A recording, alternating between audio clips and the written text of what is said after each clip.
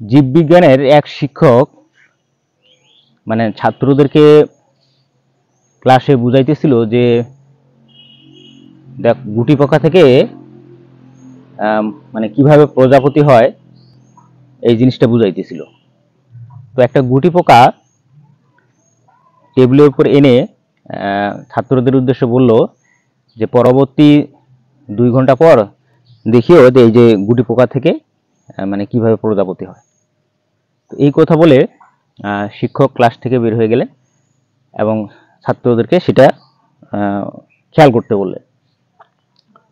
তো কিছুক্ষণ পর একজন শিক্ষার্থী যখন দেখতেছিল যে গুটি পোকার ভিতর থেকে প্রজাপতি বের হওয়ার জন্য খুব কষ্ট করতেছে, তো তার মায়া হওয়ার কারণে সে কি করলো, গুটি পোকার যে এটা আছে ওইখান থেকে তাকে বের করে দিল।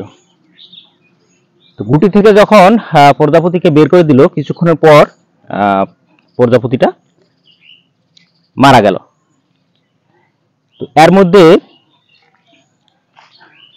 শিক্ষক ক্লাসে চলে আসলো এবং বাকি স্টুডেন্ট যারা ছিল তারা শিক্ষককে বলল যে এই গুটি পোকা থেকে প্রজাপতিটা আমাদের মধ্যে একজন শিক্ষার্থী বের করে দিয়েছে।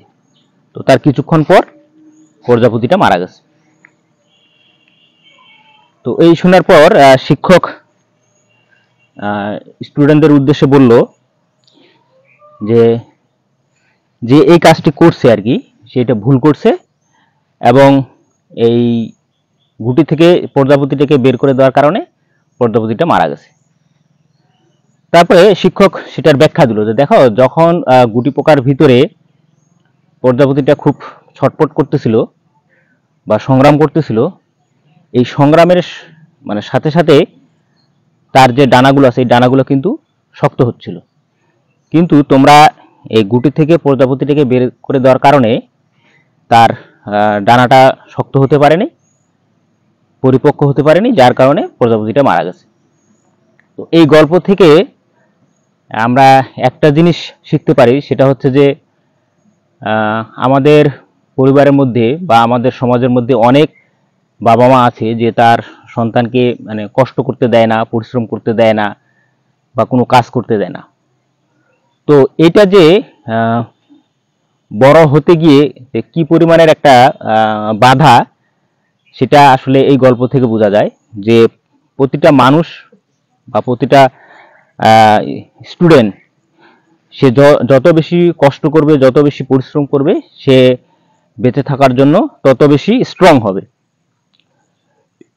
তো যদি কোনো মানুষ বা স্টুডেন্ট সে যদি কষ্ট করার মতো মন মানসিকতা অর্জন করতে না পারে, তাহলে ঠিক ওই গুটি পোকার মতো কোনো একদিন সে সমাজ থেকে, পরিবার থেকে, দেশ থেকে সে নিষ্ক্রিয় হয়ে যাবে। তো বন্ধুরা, সবাই ভালো থাকবেন, সুস্থ থাকবেন। আসসালামু আলাইকুম।